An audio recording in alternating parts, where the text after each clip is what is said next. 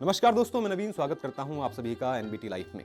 दोस्तों, गंगा दशहरा का त्यौहार हर साल ज्येष्ठ मास के शुक्ल पक्ष की दशमी तिथि को मनाया जाता है।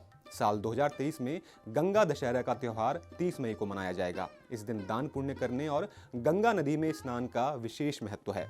पौराणिक मान्यताओं के अनुसार इसी दिन माता गंगा स्वर्ग से धरती पर अवतरित हुई थीं। साल 2023 में कई शुभ योग भी गंगा दशहरा पर बन रहे हैं, इसलिए इस साल दान पुण्य करके आप माता गंगा की कृपा प्राप्त कर सकते हैं। गंगा दशहरा का महत्व क्या है और इस बार शुभ मुहूर्त कब बनेंगे, इसके बारे में आइए विस्तार से जानते हैं।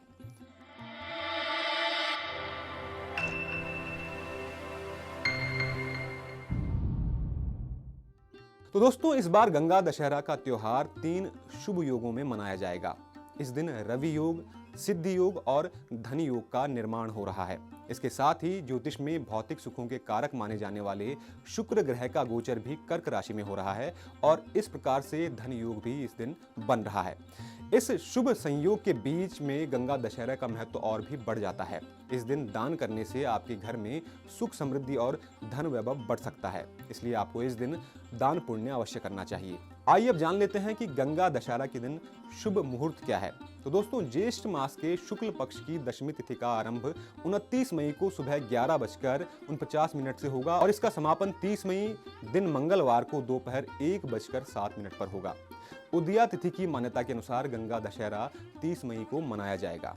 गंगा दशहरा को लेकर यह धार्मिक मान्यता है कि इस दिन ही मां गंगा स्वर्ग से धरती पर अवतरित हुई थीं। गंगा दशहरा पर पवित्र गंगा नदी में स्नान आपको अवश्य करना चाहिए। अगर आपके लिए ऐसा कर पाना संभव न हो तो आपको घर पर ही स्नान करते हुए पानी में गंगा जल मिला लेना चाहिए। इस दिन मां गंगा की पूजा अर्चना भी आपको अवश्य करनी चाहिए। गंगा दशहरा के पर्व पर गरीब और जरूरतमंद लोगों को आपको दान अवश्य देना चाहिए। ऐसा कहा जाता है कि गंगा दशहरा पर दान की जाने वाली वस्तुओं की संख्या 10 होनी चाहिए। इस दिन आप 10 फल, 10 पंखे, 10 सुराही, 10 छाते या फिर 10 हिस्से अन्न का दान कर सकते हैं। गंगा दशहरा पर कुछ लोग अपने घर में हवन पूजन भी करवाते हैं।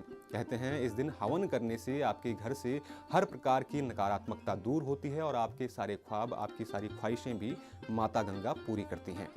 इसके अलावा दोस्तों, अगर आप गंगा नदी के आसपास रहते हैं तो इस दिन आपको गंगा नदी के पास जाकर गंगा नदी के किनारे पर बैठकर योग ध्यान भी अवश्य करना चाहिए। ऐसा माना जाता है कि अगर आप योग ध्यान गंगा दशहरा के दिन गंगा नदी के किनारे बैठकर करते हैं तो आपको मानसिक उन्नति मिलती है। साथ ही अगर आप आध्यात्मिक क्षेत्र में अग्रसर होना चाहते हैं तो आपकी कई ख्वाहिशें पूरी हो सकती हैं, आपको परमानंद की अनुभूति भी हो सकती है। तो दोस्तों, उम्मीद करता हूँ कि आपको हमारे द्वारा दी गई यह जानकारी पसंद आई होगी। ऐसी ही रोचक जानकारियों के लिए चैनल को सब्सक्राइब जरूर करें और देखते रहें एनबीटी लाइव।